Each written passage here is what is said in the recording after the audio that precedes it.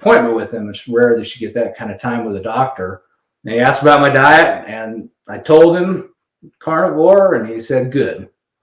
So that was yeah. Yeah, it was very nice to have him supportive. And Jim, how did you find carnivore? well, for me, it was kind of a long journey. I probably should have started a long time ago.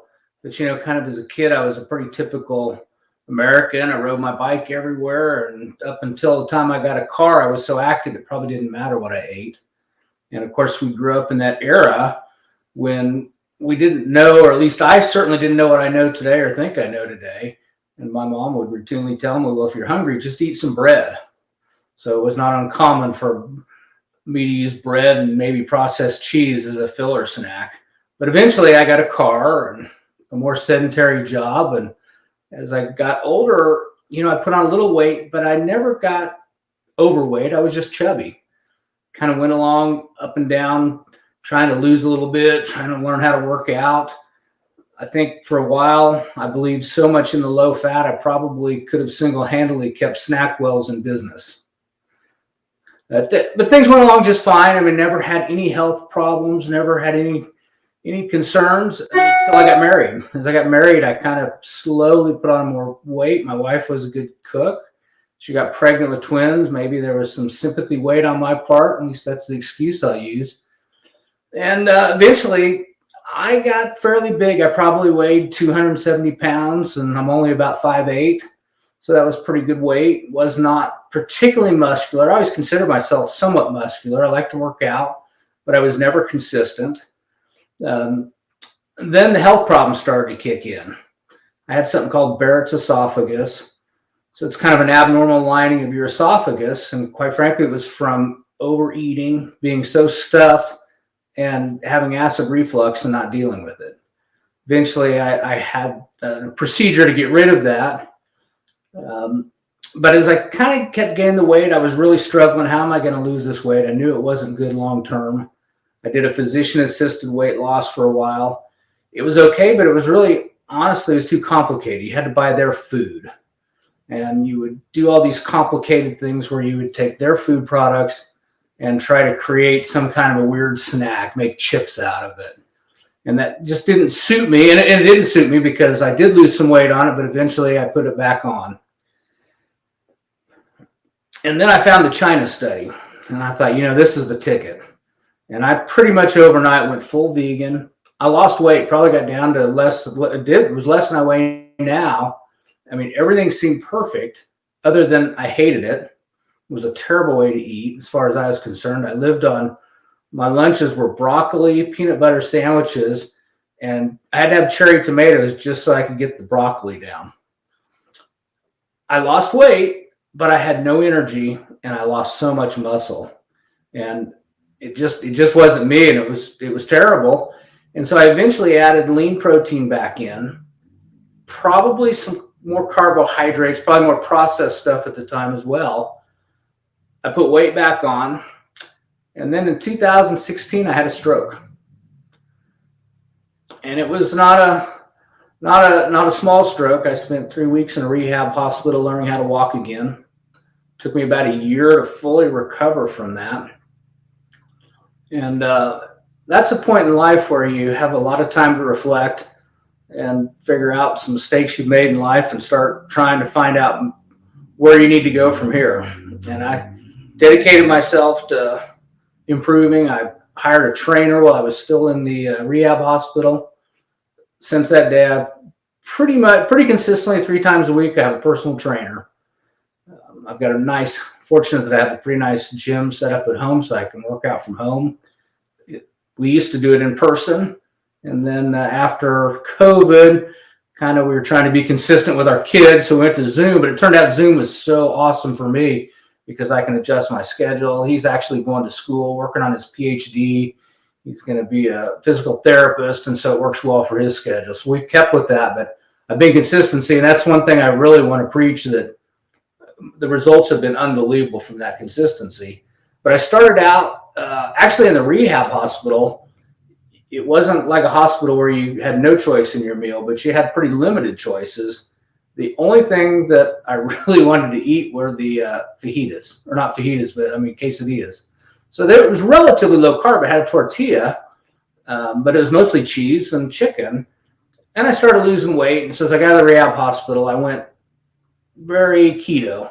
Spent several years on keto, lost some weight, easy to maintain weight, but I still couldn't quite get to where I wanted to get overall health wise. I didn't have any more health problems, fortunately. The stroke was behind me, recovered 100%. Eventually, I started finding the Ken Berries and Sean Bakers of the world and this crazy carnivore, which I'd heard of before, but I just couldn't imagine because it's been so drilled into our head. I think you're probably close to my age that saturated fat is the enemy. Saturated fat's the enemy. And I'll tell you, when I had the stroke, I was a cardiologist's dreams. I mean, my lipids were excellent. They wouldn't have thought about putting me on a statin. I'm one of those guys. I'm one of the 50% of people that have a cardiovascular event with low cholesterol. And so I fairly slowly kind of went from a kind of the ketovore. And the more I did it, the more I was like, gosh, this is such an easy way to eat, such an easy way to live. I went full carnivore and I love it. I mean, I absolutely love it. I do a lot of fasting. I do some extended fasting. I do generally eat one meal a day or in a pretty small window most days if I eat. And the convenience of carnivore is part of what I love. I mean, it's a steak. I have one plate, one fork, one knife. That's my entire day. I mean, if I lived by myself, I could run the dishwasher once every 2 weeks probably. I don't have to think about what I'm going to eat. It takes very little time to prepare. It takes very little time to clean up. I love it. And I've not lost more weight. Matter of fact, I've actually gained a little weight, but it's muscle. So here I am, I've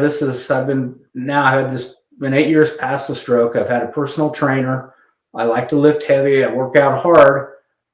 It wasn't until after I switched to carnivore that people would say, dude, you work out. Your arms are big. It's been amazing the transformation. And all I can assume is that I had not been giving myself the proper nutrition. And once I went to the full carnivore, I was getting exactly what I needed. And it's been easy to add size and strength. That's awesome. It's really good when you're finally giving your body the nutrition it needs, and everything changes, right? It really is amazing, and I just keep going back to the simplicity of the diet. And the hardest thing I think for myself, and I assume other people, to get over is the years and years and years of being told saturated fat, cholesterol. And I finally, for me, the way I got over that and the way I look at everything today, because it's amazing. I could take someone who has never thought about nutrition and I could show them 3 carnivore videos and I could get them to where, man, that's the way I'm going. Then I could turn around and show them 3 vegan videos. You take a guy like Mike the Vegan, nice enough guy, backs up what he says with some research, and I could convince you that vegan's the way to go. So, what are we left to do with? And I think some people maybe just throw up their hands and say, screw it, I'm just going to eat what tastes good. And I can't blame them for that. But now I kind of try to look at everything from a lens of what did we do 50,000 years ago? I mean, evolutionarily, from a biological standpoint, I think we're still the same as we were. I have to believe what we ate back then and how we lived back then, quite frankly, was really the best for our body. I mean, that's how we grew up living. That's how our bodies evolved to operate properly. I wonder, 10,000 or 100,000 years from now, maybe being sedentary and eating fast food, maybe we'll evolve to where that is. There's a few of those guys that can eat anything they want, don't put on a pound. Sometimes I wonder, maybe they've evolved further than I have, because I'm the guy that looks at a donut and I can put on the weight. So I like to look at that through that kind of evolutionary lens, if you will, and say, hey, what did we do 100,000 years ago? Well, if you put a steak on a plate and a piece of broccoli, and you said both of these will give you the same nutrition, same energy, they're both equally healthy for you, I'd throw the broccoli to the dog, and the dog wouldn't even eat the broccoli. I mean, that's honestly one of the best things about carnivores. Never, ever eating broccoli or Brussels sprouts again. Sure, if you put enough seasoning, cook it right, you can make that stuff taste okay. You give me a steak, I'll eat it raw. Delicious, straight the way it was intended to be eaten. So I've found that I love that. But anyway, I just continue to look things through an evolutionary lens. We see people, I have a sauna. You see these people are doing these cold plunges, and you think, well, we didn't have to do that. If that's healthy for you, why do we do that? Well, the reality was we did do that. We maybe weren't doing a cold plunge, but we lived in the cold. We didn't live in 70 degrees everywhere you go. We didn't pre-start our cars and bundle up in a coat. So I'm a guy now, I rarely wear a coat. So today it's 30 degrees. I'm outside with no coat. I'm 100% comfortable. So it's been really neat for me because I've been able to kind of expand what I would consider comfortable for me, as well as I think it's healthy to stress your body in those ways. I haven't gotten the cold plunge yet. It's on the list. Have you done a cold plunge? I haven't. I've had cold showers occasionally, but yeah, I haven't gone all in. I've done one, and it takes your breath away. It is hardcore, but I think it's good for you. I really do think it's good to have those stresses. The sauna, I do a sauna almost every day, and so I'm kind of trying to press myself, and I love fasting. It's another thing that I recommend people try. I don't think it's something that you necessarily have to incorporate, but you learn a lot about yourself. One of the habits I had was to walk in the door and go straight to the snack cabinet. And I didn't realize how bad that was until I started fasting. When you walk to the counter, it's like, oh, wait at the cabinet. It's like, I can't eat. I'm fasting today. And you start to realize, wow, it's a habit. And then you start to realize, people think, gosh, I couldn't fast. I'd be so hungry at lunch. Well, you realize that you're really not that hungry. It's habit. Habit tells you it's hungry. I generally eat dinner, so that's the hardest time fasting for me. And I know it's not because I'm hungry. I've got enough extra body weight. I could fast for 30 days and I'd be just fine. But it's because it's habit. It's the time I normally eat, so it's the time I get hungry. So I think people that if you're on a health journey, I'd recommend trying the fasting, playing with it. Don't try to be a hero and do 5 days day one. Just start with kind of the intermittent fasted or time restricted eating, however you want to define it, and skip breakfast. And skip a breakfast and lunch and eat one meal a day, or eat a very late lunch and an early dinner, and play with it and just kind of keep expanding that window. I've never done more than a 5-day fast, but it's pretty amazing that once you get past day 2, it's really not too bad. Is that anything you've ever incorporated? Yeah, 5 days. That's that's long. Like the most I've done is 48 hours. I've done a couple of 48-hour fasts, but you feel really good, right? No, you do. It's amazing. I don't get, some people talk about this huge mental clarity and extra energy. I can't say that I get that, but I feel fine. And the other thing is time.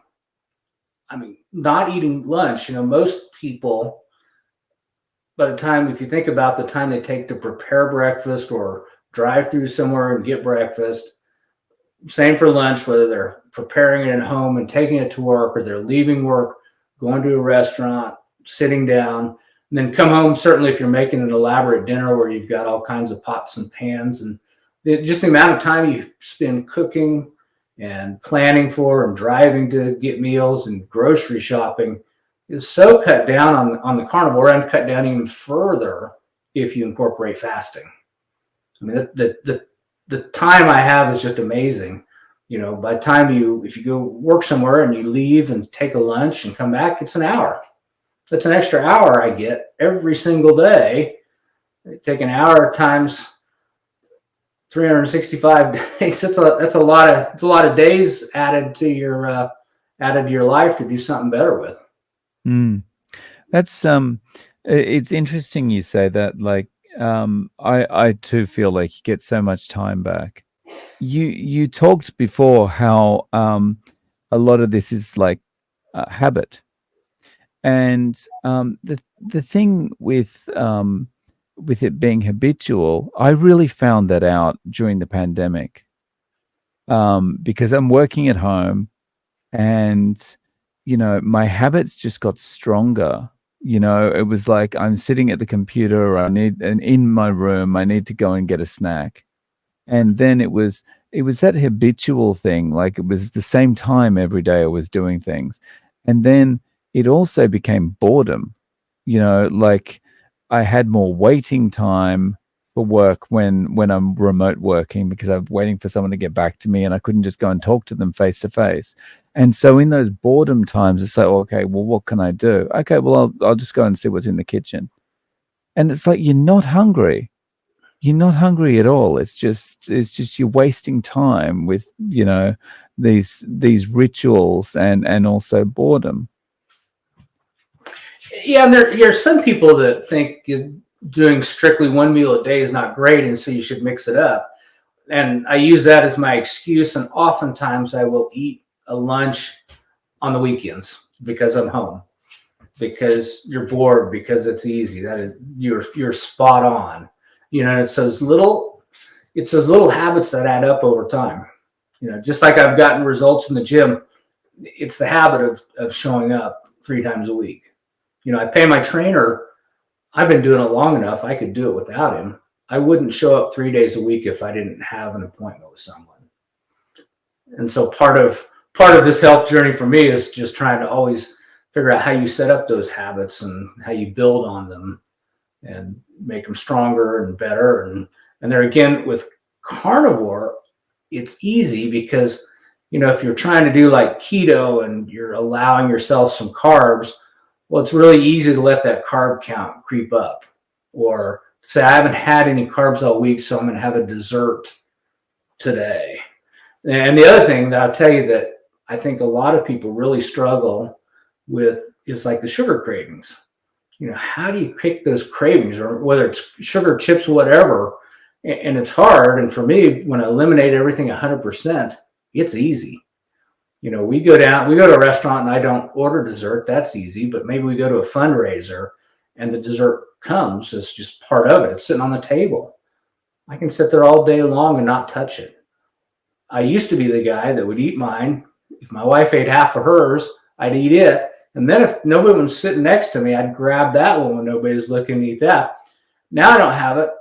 And if my wife says, "Oh, this is amazing," puts a bite on her fork, shoves it in my mouth, I eat it, I enjoy it. I say, "Yeah, that's good." And yeah, I could eat the rest of it, but I don't. And it's easy to not do that. Yeah, it becomes like a superpower. It's almost like, wow, I can completely ignore it, and I'm not affected. You're exactly right. Now, sometimes when you're trying to be strict like that, it takes a little planning. So, in that same example of like a fundraiser, where they're likely to have bread and not very big portions of protein, I'll eat a big steak before we go, or some hamburger or whatever. So I will fill myself up on good food, and then I can go and simply eat nothing but whatever protein they have. And even that's rarely perfect because it'll have sauce or something. You can't scrape it all off. But if you're good 99% of the time, it doesn't hurt you to have a little bit of that. But I never fall into that trap of, well, it's a fundraiser, so I'm going to have the dessert. Because otherwise it never stops. It'll be my birthday. It'll be somebody else's birthday, Dave Mack's birthday. Let's have a celebration for Dave. It's Thanksgiving. It's Christmas. We just came through the holiday season, and I ate on Thanksgiving. We had a traditional Thanksgiving, so I fixed myself a ribeye before everyone came over, and I had about 2 spoonfuls of stuffing. It's kind of my favorite Thanksgiving meal. I don't even care for the turkey, so I had some turkey, a little bit of stuffing, and that was it. This is also where the benefit of knowing that you can fast comes in as well, because it's like when you find yourself, like when you can prepare in advance, that's great, right? You can have the steak in advance. But in the situations where you find yourself, oh, I didn't know this was going to happen, or I didn't know this food was going to be offered to me, or whatever, the ability to fast is just like, oh, yeah, it's all right. I don't need it. And It does. you're never going to get hangry. Sorry to interrupt. It does help to know you can do it. I do remember. I think it was my first either 72 or 5 day fast, and somebody in the office brought in pizza, and it was like this ginormous pizza that nobody could. There was so I could have eaten. I mean, they ate on this thing for 2 days, and that was a real test of willpower. But once you get through it, if you fight your way through it and you get through it, it's a sense of accomplishment, and B, it's such a confidence builder because then you can do it. The last 5 day fast I did, which has been probably getting close to a year ago, maybe 8 months ago. I went to an out of town meeting. Everybody wanted to go to lunch. Went to a Mexican restaurant, so I had to sit there.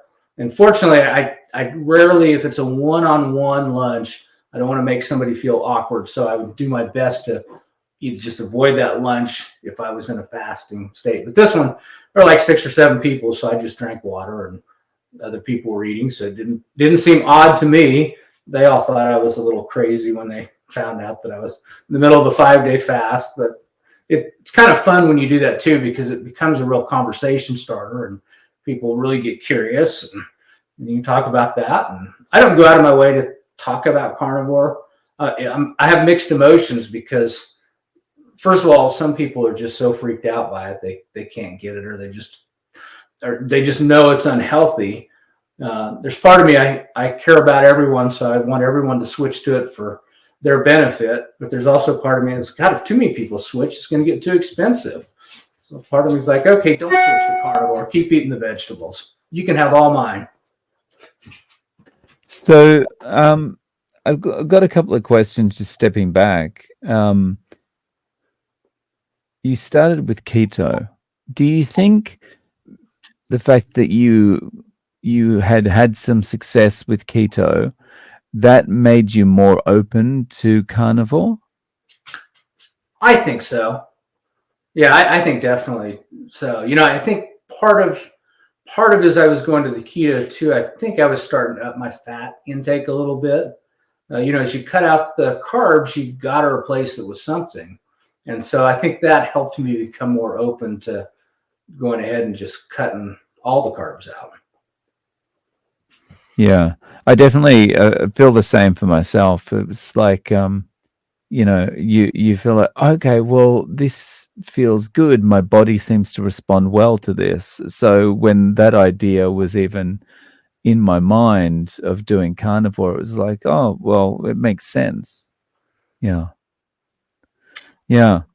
I think the hardest part of the switch was just really, how are people going to react? Particularly my wife. I was really worried that she would have concerns, but I'm very fortunate. She's so supportive and does not eat the same as I do. She still likes her vegetables, but it works out. She doesn't complain, doesn't try to tell me, oh, you're going to hurt yourself. And she slowly, she started working out quite a bit herself, lifting weights.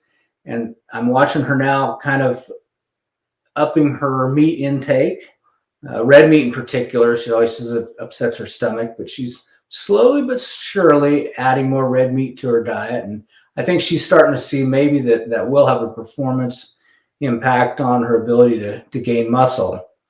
And so that's been fun. That's awesome. So, how, just on carnivore, how long has it been for you now? I'd say about 2 years. Okay. Yeah, I didn't really do a good job of keeping track of when I started, but it's been right at 2 years. Nice. And so you mentioned before that you had excellent lipids before. How is it now? So it's funny. I had labs drawn about probably 9 months ago, and my lipids were all within the quote normal range. And I was actually, I feel like I've learned so much about the lipids that I was a little almost disappointed and wishing they were higher. So my last labs that I think we drew in October, I had a total of like 231 and my LDL is 168. And I'm totally fine with it. My triglycerides are low. My VLDL is low.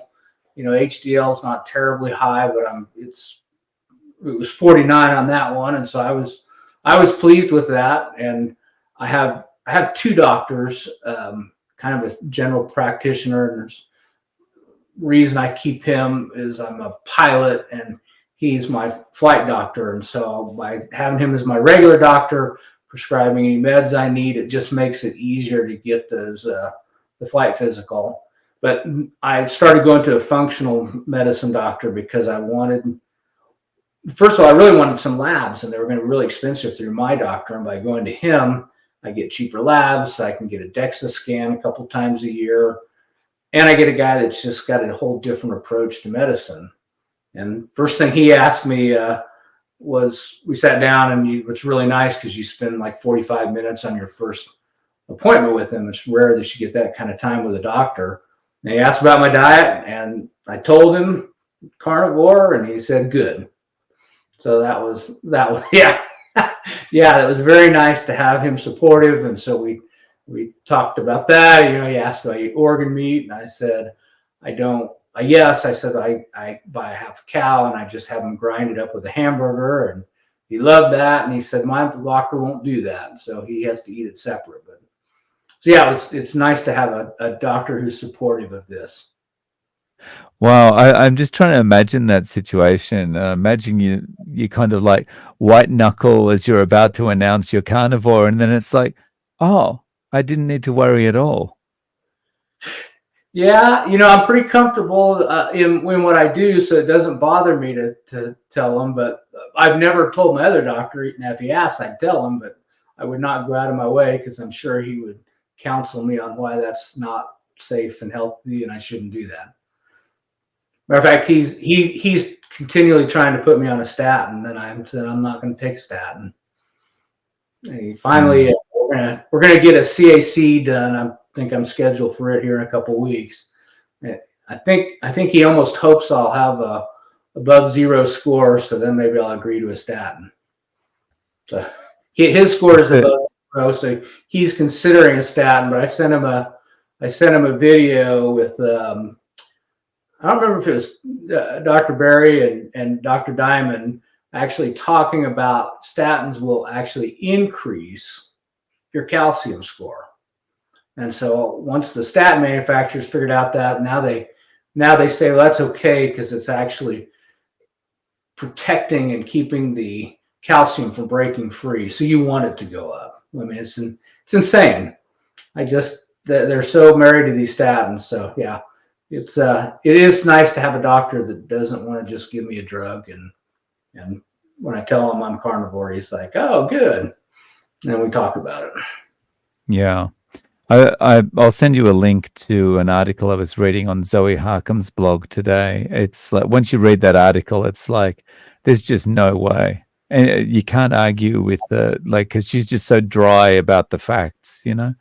It's well worth a read. So I'll shoot that through to you. I'll read that, and I will share that with my GP that is considering taking a statin himself. And I'm not worried about it because as a matter of fact, last time I was in, I said, well, if you want to write me a script, I'll throw it in the trash, but that way you can show your meeting standard of care.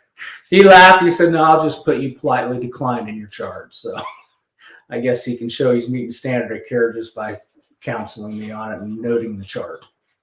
Yeah. Oh, nice. So what I did want to do is just go back a little bit, just ask about the stroke. What caused the stroke? Do you know? Yeah, so we'll never know. It was we're putting an addition on our house, and I was not planning to do any of the work, but because we had some cost overruns. There were some things I was just doing. Had to spend a long day doing demo. Worked really hard. Felt fine. Actually fell asleep on the sofa at like 9:30. Woke up. So let's go to bed. Went to bed. Woke up at midnight, and I was uncomfortable. Can't really describe it. I couldn't know. I'm like trying to get comfortable, and I'm trying to turn on my side. I'm having a hard time, and I'm thrashing. I think I'm gonna wake my wife up. So I decided to get out of bed and take my shirt off. I got out of bed, stood up, and I hit the floor. I was completely paralyzed on my left side, and it was pretty scary. And so my wife called. She called the 911, and they're talking her through, and they're asking her questions. They asked me to she says, raise your hands over your head. So raise my right arm goes up, my left arm just barely comes up, and it's just shaking. That's all I can do. And then they talk to her some more, and they tell me to smile. Well, I smile. My smile was normal, but I knew that they think I'm having a stroke. I'm 47 years old. There's no way 80-year-old men have strokes. 47-year-olds don't have a stroke. I'm figuring it's a pinched nerve. I did all that work that today I'm twisting and turning or something, but yeah, it definitely turned out to be a stroke.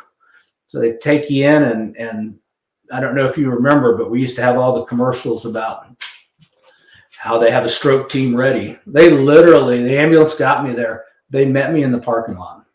They're walking in, they're asking questions, and there's no tests they can do for a stroke.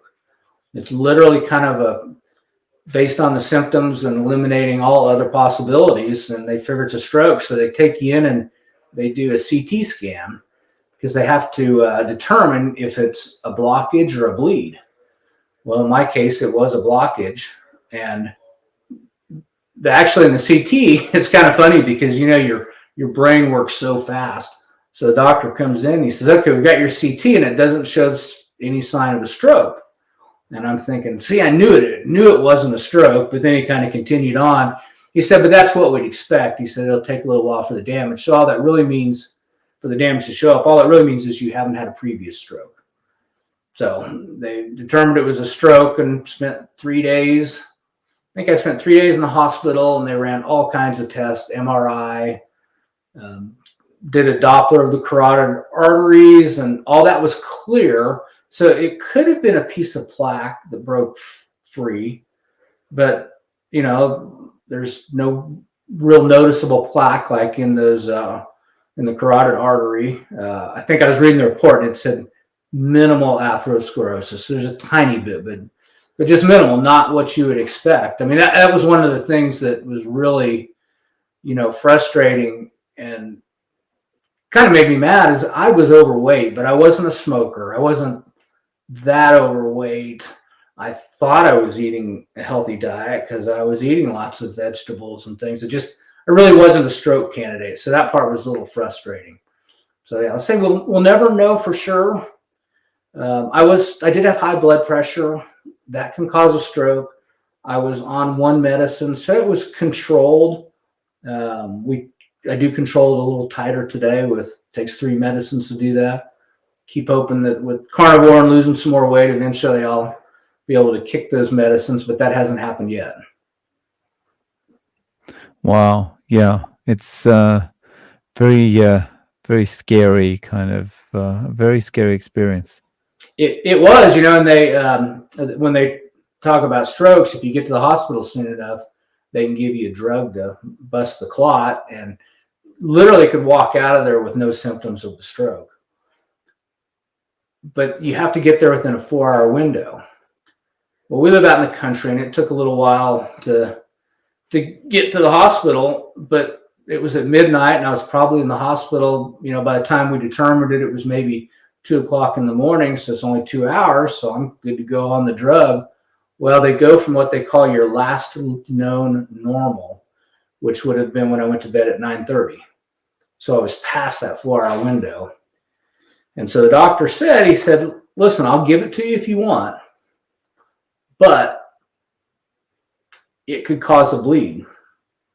So if you do that, then they might have to go in and operate. And so it was kind of a scary, decision. And I basically said, what would you do he said, well, and at this point I was getting a tiny bit of movement in my leg.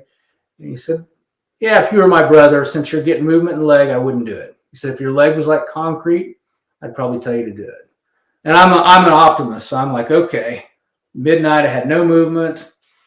A couple hours later, I've got movement. I will waltz out of this hospital by tomorrow afternoon. Things will be good.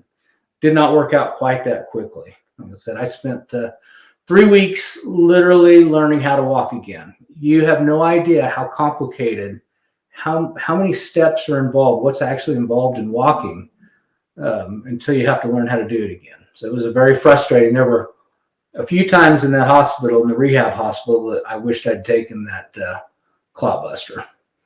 But in hindsight, I'm glad I didn't, because there would be nothing worse for me than to have had an easy pill that, hey, just made it go away. I wouldn't have gotten the lesson. I needed to be hit in the head with its 4x4, and that was a pretty big hit in the head with the 4x4. And are there any residual effects?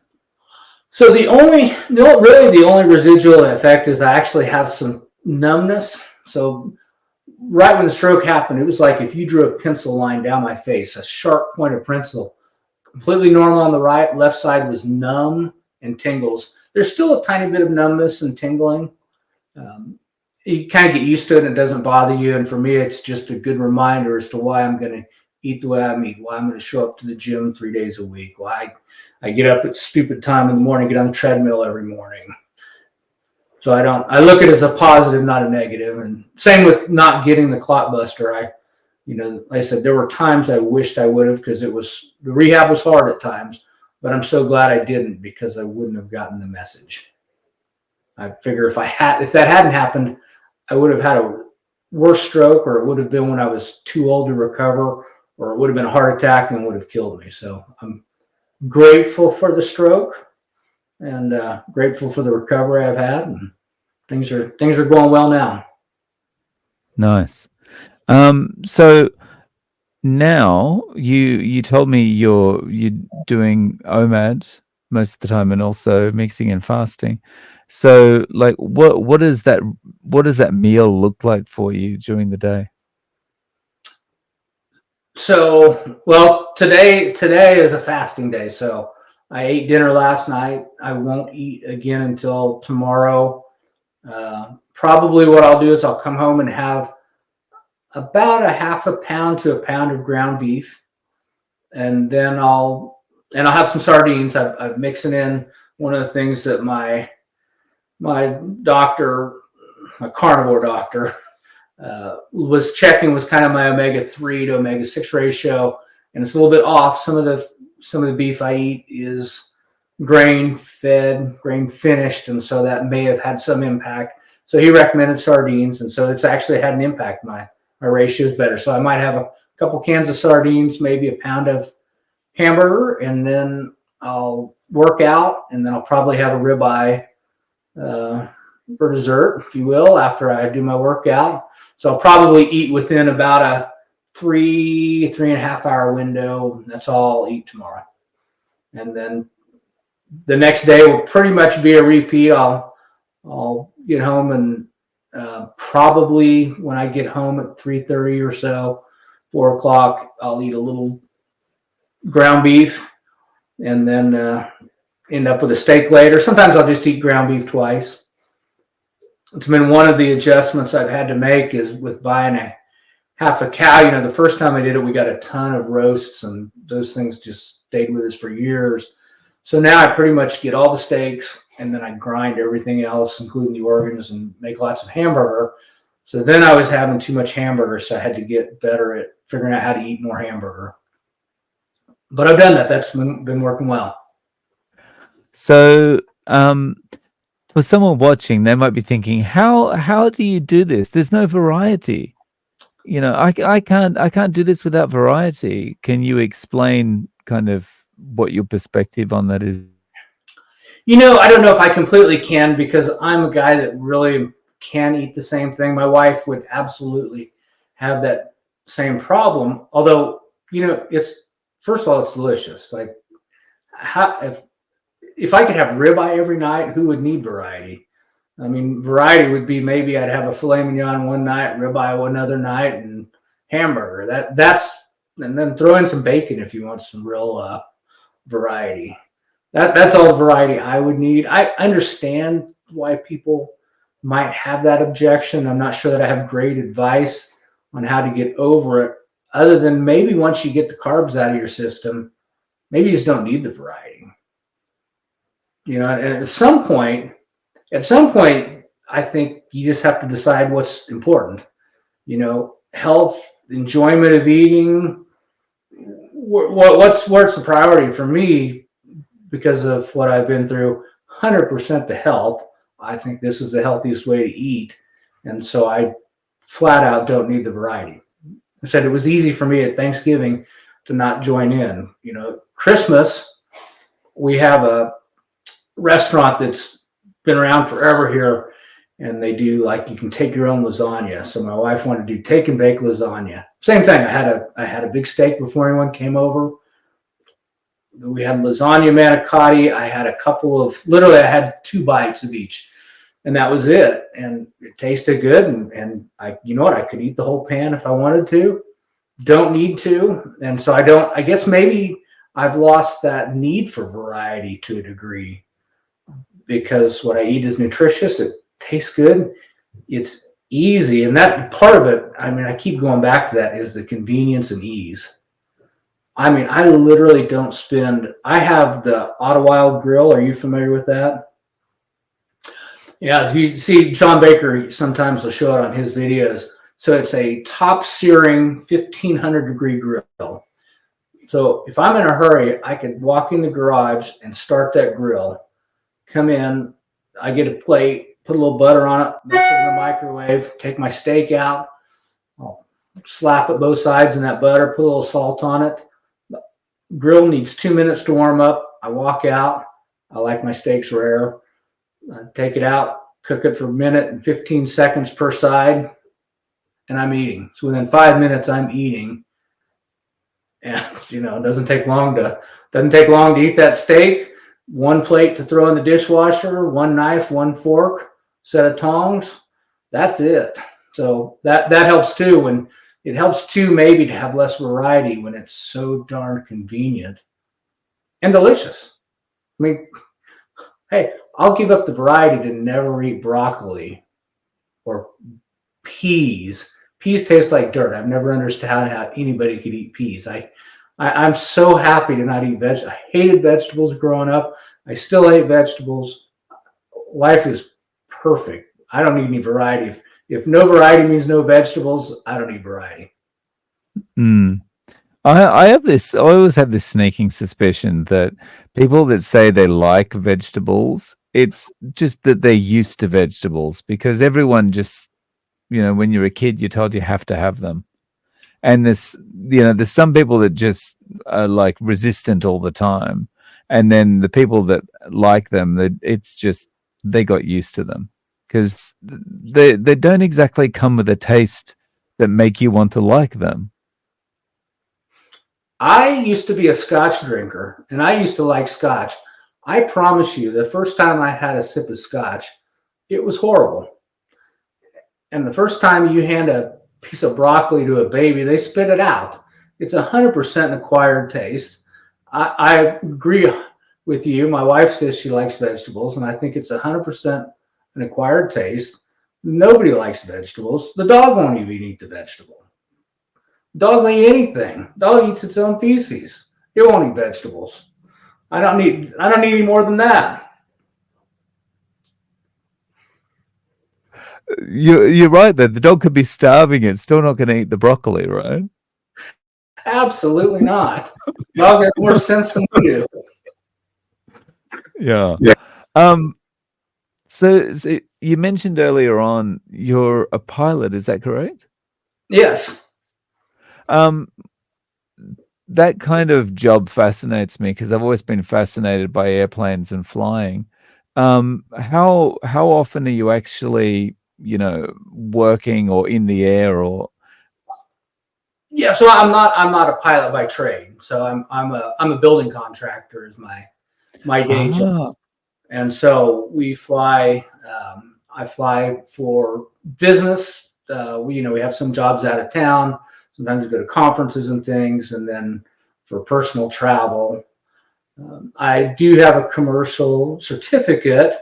The goal was to maybe do a little part-time flying because I just really enjoy it, but my schedule doesn't really allow it. I've taken a few trips for other people's planes for them, but it's not something I could stand. I would enjoy it, but the reality is, if you're doing like day trips, you're just sitting around in an airport waiting for people to come back, or if you're dropping them off, it's a lot of flying. It would be fun, but unfortunately, it's just not in the cards for me right now. Or maybe I should say, fortunately, because we're just so busy with the construction right now that I wouldn't have time.